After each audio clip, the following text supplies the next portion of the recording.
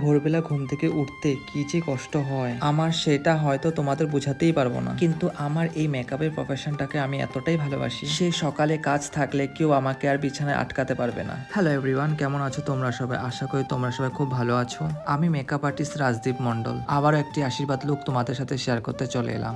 ডেটটি ছিল 5ই মার্চ আর লোকেশন ছিল নাহারকাটিয়া। মার্ঘেটা টু নাহারকাটিয়া 2 ঘন্টা রাস্তা। গিয়ে তো সর্বপ্রথম ভগবানকে প্রণাম করে নিলাম। হ্যালো প্রিয়াঙ্কা। হাই। তোমার আজকে আশীর্বাদ, হ্যাঁ, তো তোমার কেমন লুক লাগবে? একদম সিম্পল আর একটু ড্রাই আমার স্কিনটা, ওইটা দেখে নিবা। বাকি তুমি যেরকম চাও, মানে ঠিক আছে বেশি মানে আমার মতো যেন লাগে, উগ্র যেন না হয়। ঠিক আছে হেবল, থ্যাংক ইউ। তোমরা তো শুনলে কি বললো। তারপর আমি আমার মতো করে কাজটা শুরু করে দিলাম। ব্রাইডের আইব্রোটা এমনি ডার্ক ছিল, তার জন্য আমি অল্প মিলিয়ে দিয়েছি।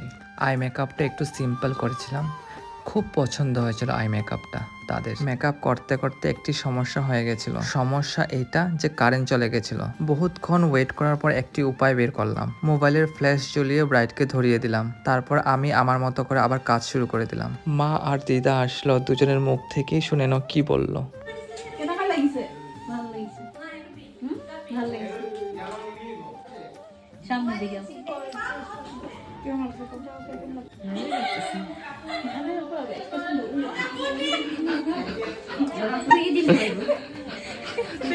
তোমরা সবাই শুনলেই মা আর দিদা কি বললো। নিজেদের স্পেশাল ডেটে এরকম সুন্দর সুন্দর লুক পেতে হলে প্লিজ আমার সাথে কন্ট্যাক্ট করো। প্রিয়াঙ্কার আর 2টা লুক নিয়ে খুব তাড়াতাড়ি আসবো। আজকের জন্য এতটুকুই, টাটা।